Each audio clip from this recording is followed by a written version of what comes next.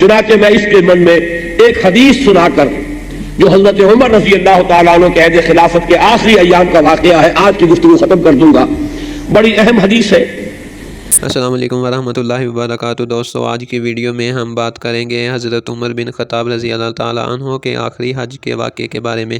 یہ واقعہ نہ صرف تاریخ اسلام کا ایک سنہرا باب ہے بلکہ ہمارے لیے ایمان، اخلاص اور قربانی کا سبق بھی ہے. صحیح بخاری میں بھی ہے اور اصل میں مسند احمد ابن حنبل کی روایت ہے.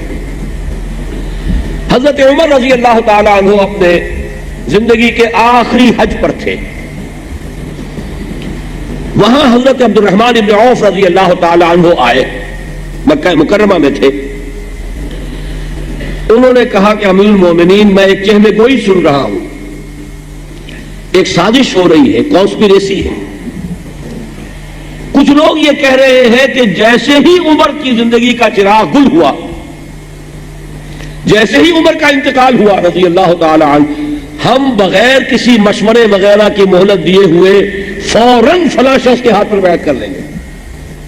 حدیث میں یہ معین نہیں ہے کہ کس شخص کے ہاتھ پر بیعت کر لیں گے. میرا گمان ہے کہ شاید یہ بات حضرت علی کے بارے میں ہو رضی اللہ تعالی عنہ، اس لیے کہ بنو امیہ، بنو ہاشم کی جو بھی قدیم چشمک تھی پرانی، دبی ہوئی تو وہ راکھ کے اندر دبی ہوئی چنگاریاں تو موجود تھی. اور دشمنان جو تھے اسلام کے بالخصوص یہودی، عبداللہ ابن سبا یہودی یمن کا، اسی نے آ کر حضرت عثمان کے عہد خلافت میں پھر فتنہ اٹھایا، الفتنۃ الکبریٰ. بہرحال معلوم ہوتا ہے کہ اسی قسم کی کوئی بات اس وقت بھی تھی کہ بجائے اس کے کہ مشورہ ہو، مشورے میں ظاہر بات ہے کہ ایک کی بجائے دو، دو کے بجائے تین نام آ سکتے، پھر گفتگو ہوگی، پھر بحث ہوگی، تمہیس ہوگی. ہم موقع ہی نہیں دیں گے مشورے کا، اچانک فوراً فلاں شخص کے ہاتھ پر بیعت کر دیں گے. میں پھر عرض کر دوں حدیث میں کسی شخص کے معین کا نام نہیں ہے، میرا گمان ہے جو میں نے عرض کیا، واللہ عالم. حضرت عمر بڑے پریشان ہوئے. جیسا کہ آپ سن رہے ہیں، حضرت عمر رضی اللہ تعالیٰ عنہ کی زندگی جہاد، عدل اور قربانی سے بھری ہوئی تھی. ان کا آخری حج ان کی عاجزی اور اللہ کے خوف کی ایک عظیم مثال ہے. آپ نے فرمایا فوراً مسلمانوں کو جمع کرو، اعلان عام کرو، سب جمع ہو جائے. میں ابھی خطاب کروں گا فَمُحَذِّرُهُمْ هَؤُلَاءِ الرَّهْطِ الَّذِينَ يَحْسَبُونَ الْمُسْلِمِينَ أَمْرَهُمْ. میں مسلمانوں کو خبردار کرنا چاہتا ہوں ان لوگوں کی سازش سے جو مسلمانوں کو ان کے معاملے سے محروم کرنا چاہتے ہیں، ان کے حق سے محروم کرنا چاہتے ہیں. یہ مسلمانوں کا حق ہے جو باہمی مشورے سے، امرہم شورا بینہم، باہمی مشورے سے کسی کو ہم خلیفہ بنائیں گے. کوئی شخص اپنی ذاتی حیثیت میں مدعی ہو کر کھڑا نہیں ہو سکتا. یہ مسلمانوں کا معاملہ ہے. اور عجیب بات یہ ہے کہ یہاں لفظ مومنین نہیں آیا، مسلمین آیا ہے. میں اس کو جب دستوری خاکہ جو ہے عہد حاضر میں اس نظام خلافت کا، اس میں پھر تفصیل سے اس پر گفتگو ہوگی. قانونی جو سطح ہے اسلامی ریاست کی، وہ در حقیقت اسلام ہے. ایمان تو ایک چھپی ہوئی حقیقت ہے جو دلوں کے اندر ہے. کوئی یقین کے ساتھ نہیں کہہ سکتا کہ اس کے دل میں ایمان ہے اور اس کے دل میں نہیں ہے. اصل میں قانونی جو سٹیٹس ہے اور دستوری جو حیثیت ہے اسلام کی. تو دونوں جگہ پر حضرت عمر رضی اللہ تعالیٰ عنہ لفظ استعمال کیا، الذین یغصبون المسلمین امرہم، مسلمانوں سے ان کا حق چھیننا چاہتے ہیں. یہ خلافت المسلمین ہے، یہ معاملہ مسلمانوں کا ہے، امرہم ہے جو ان کے شورا کے ذریعے سے، ان کے مشورے سے طے ہوگا. اور جو لوگ یہ سازش کر رہے ہیں در حقیقت یہ مسلمانوں کو ان کے اجتماعی حق سے محروم کرنا چاہتے ہیں. حضرت عبد الرحمن بن عوف رضی اللہ تعالی عنہ نے عرض کیا کہ امیر المومنین، یہ حج کا موقع ہے، پورے عالم اسلام سے کونے کونے سے لوگ آئے ہوئے ہیں، ہر طرح کے لوگ ہیں، ان میں فتنہ پرور بھی ہو سکتے ہیں. یہاں اگر آپ نے یہ مسئلہ چھیڑ دیا، ہو سکتا ہے کوئی فتنہ ہو جائے، کوئی بلوا ہو جائے، کیوس ہو جائے. لہذا بہتر یہ ہے کہ جو مدینہ منورہ جو دارالخلافہ ہے، جہاں اصحاب الحل والعقد موجود ہے، وہاں جا کر یہ بات کیجیے گا. حضرت عمر رضی اللہ تعالی عنہ نے حضرت عبد الرحمن بن عوف رضی اللہ تعالی عنہ کیا یہ مشورہ قبول کیا کہ بات صحیح ہے، صحیح ہے. دوستو حضرت عمر رضی اللہ تعالیٰ عنہ نے اپنی خلافت کے دور میں اسلام کے پرچم کو بلند کیا، مگر اس کے باوجود جب وہ حج پر گئے تو عام مسلمانوں کی طرح عاجزی سے مناسک ادا کیے. یہ ہمیں سکھاتا ہے کہ بڑے سے بڑا منصب بھی انسان کو اللہ کے آگے جھکنے سے آزاد نہیں کرتا. ورنہ فوری رد عمل تو ان کا وہ تھا کہ فوراً بلاؤ، جمع کرو. اس سے اندازہ ہوتا ہے کہ کتنی اہمیت سمجھی حضرت عمر رضی اللہ تعالیٰ عنہ نے اس مسئلے کی. یہ خلافت کا مسئلہ جو ہے اس طرح اچانک ہونے والا نہیں ہے بلکہ مشورے سے. پھر جب مدینے آپ واپس پہنچے ہیں پھر وہاں جمع کیا ہے لوگوں کو, وہاں طویل خطبہ دیا, بڑی طویل حدیث ہے, یہ بخاری میں بھی ہے, مسند احمد ابن حنبل میں بھی ہے, جس کا ایک آخری جملہ میں آپ کو بتا رہا ہوں, من بایا امیرن ان غیر مشورت المسلمین فلا بیعت لہ.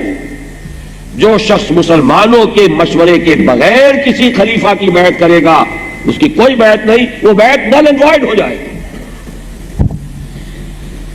تو میں نے آج جو اصل خلافت ہے, خلافت کی بنیاد جو ہے, پھر گن لیجئے, ان چیزوں کو ذہن میں رکھیے, اس لیے کہ اس سے بات آگے چلے گی. اب تو ہم سمجھیں گے کہ دستوری ڈھانچہ کیا ہوگا, سیاسی نظام کیا ہوگا, معاشی نظام کیا ہوگا, اس لیے کہ ہر شے جو ہے کسی بنیاد پر, ایک درخت ہے اس کے پھر شاخیں ہیں, اس میں پتے ہیں, اس میں پھول ہے, اس میں پھل لگتا ہے.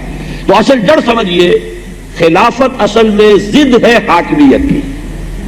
اسلام کی روح سے حاکمیت صرف اللہ کے لیے. ایک بات ضرور اس وقت بتا دوں, اپنی قسمت پر اس اعتبار سے ہم ناز کر سکتے ہیں,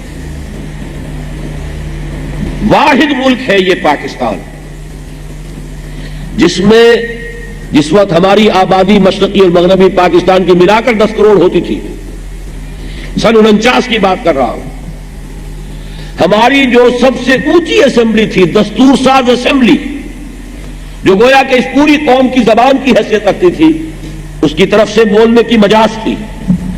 بعین ہی جو میں نے باتیں کہی تھی آبجیکٹو ریزولوشن کے اندر, وہ باتیں اس وقت آ گئی تھی. ہم مانتے ہیں حاکمیت صرف اللہ کی.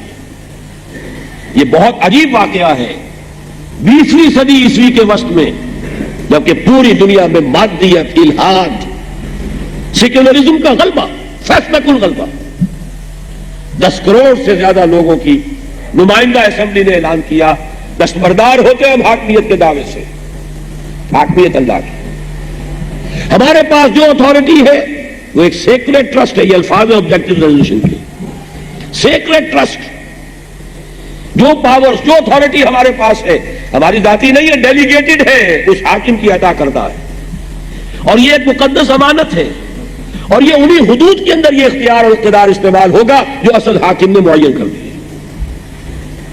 یہ دوسری بات ہے کہ بات آگے نہیں چلی, بات وہی کی وہی رک گئی. کچھ چلی تھی, بعد میں عرض کروں گا, نیم دلی کے ساتھ چلی, لیکن یہ کہ اس کی کوئی مثال پوری دنیا میں موجود نہیں.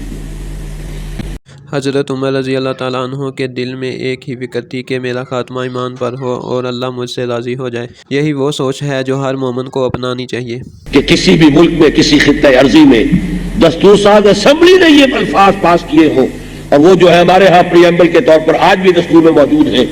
بڑے کچھ دور آئے, اتار چڑھاؤ ہوئے, تلک الایام نداولها بین الناس, لیکن یہ کہ اس کو نکالنا کسی کے لیے ممکن نہیں ہوا, بلکہ ضیاء الحق صاحب نے ایک قدم کسی درجے میں آگے بڑھایا کہ انہوں نے اسے دستور کا جز بنایا. اب وہ دفعہ 2 الف کی حیثیت سے دستور کا جز. تو بہرحال یہ پہلا تقاضا جو ہے خلافت کا, اسینشلی, بیسیکلی, فلسفیکلی, بنیادی طور پر, نظریاتی طور پر خلافت کا جو پہلا تقاضا ہے وہ کم سے کم پاکستان کی حد میں, کہ پاکستان میں دستور کی حد تک جو ہے یہ طے ہو چکا ہے. عمل نہیں ہوا, آگے نہیں بڑھے, پیش رفت نہیں ہوئی, پیش قدمی نہیں ہوئی, یہ اپنی جگہ پر ہے, لیکن جو شے ہے اس کی بھی عظمت کو پہچانیے, اور اس پر یہ کہ اللہ کا بھی شکر ادا کیجیے, اور ان لوگوں کے لیے بھی اللہ سے دعا کیجیے جنہوں نے اس کے لیے محنت کی تھی, جنہوں نے مہم چلائی. جماعت اسلامی کو کے سر کو پہ یہ سہرا ہے, انہوں نے یہ مہم چلائی تھی, ہم نے بھی اس وقت اس کے لیے کام کیا تھا. لیکن پھر یہ کہ مسلم لیگ کے اندر جو وہ ایسے عناصر تھے کہ جو بہرحال مذہب سے دلچسپی رکھتے تھے, مسلم لیگ ایک قومی جماعت تھی, اس میں سیکولر لوگ بھی تھے, ملحد بھی تھے, کمیونسٹ بھی تھے, دہریے بھی تھے, قادیانی بھی تھے, سبھی تھے, لیکن بہرحال ایسے لوگ بھی تھے جو صحیح العقیدہ تھے, ایسے لوگ بھی تھے جو واقعی چاہتے تھے کہ اسلام کی سربلندی ہو. ان میں ایسی شخصیت بھی تھی مولانا شبیر احمد عثمانی رحمۃ اللہ علیہ کی, کہ جن کا معاملہ فیصلہ کن ثابت ہوا ہے, کہ جب کچھ لوگ رکاوٹ ڈال رہے تھے تو اسمبلی میں انہوں نے اعلان کیا تھا کہ اگر آپ لوگوں نے یہ قرارداد پاس نہ کی تو میں ابھی مستعفی ہو کر جا کر عوام کو بتاؤں گا کہ مسلم لیگ نے مسلمانوں کے ساتھ دھوکہ کیا. انہوں نے جو کہا تھا کہ ہم اسلام جو ہے وہ نافذ کریں گے اور پاکستان کا مطلب کیا, لا الہ الا اللہ, یہ دھوکہ تھا, فراڈ تھا, اس کے سوا کچھ نہیں. اس دھمکی کے بعد پھر لوگوں کی زبانیں بند ہوئی ہے اور پھر یہ قرارداد پاس ہوئی ہے. بہرحال اس کا اپنی جگہ پر جس کا جتنا حصہ اس میں ہے اس کے لیے اللہ سے دعا کیجیے, اللہ تعالیٰ اس کا اجر عطا فرمائے. باقی یہ ہے کہ دستوری اعتبار سے یہ بہت اہم بات ہے. تو خلافت حاکمیت کی ضد, حاکمیت اللہ کی, خلافت انسانوں کی.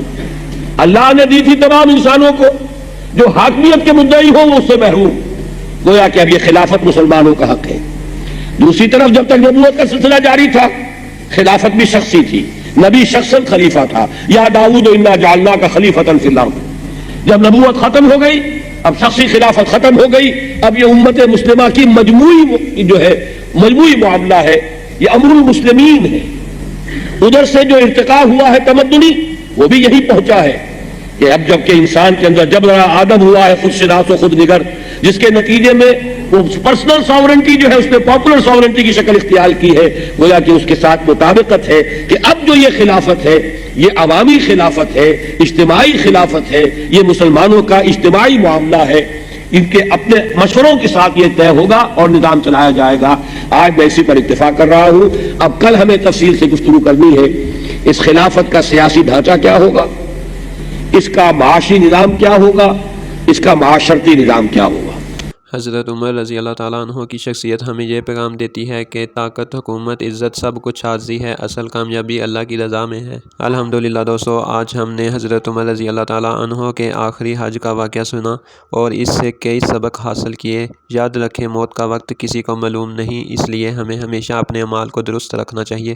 دوستو, آپ کا کیا خیال ہے حضرت عمر رضی اللہ تعالیٰ عنہ کی زندگی کا کون سا پہلو آپ کے دل کو سب سے زیادہ متاثر کرتا ہے؟ اپنی رائے کمنٹ میں ضرور بتائیں. اگر یہ ویڈیو پسند آئی ہو تو لائک کریں, شیئر کریں اور مزید اسلامی بیانات کے لیے چینل کو سبسکرائب کریں. جزاک اللہ خیر. السلام علیکم ورحمۃ اللہ وبرکاتہ.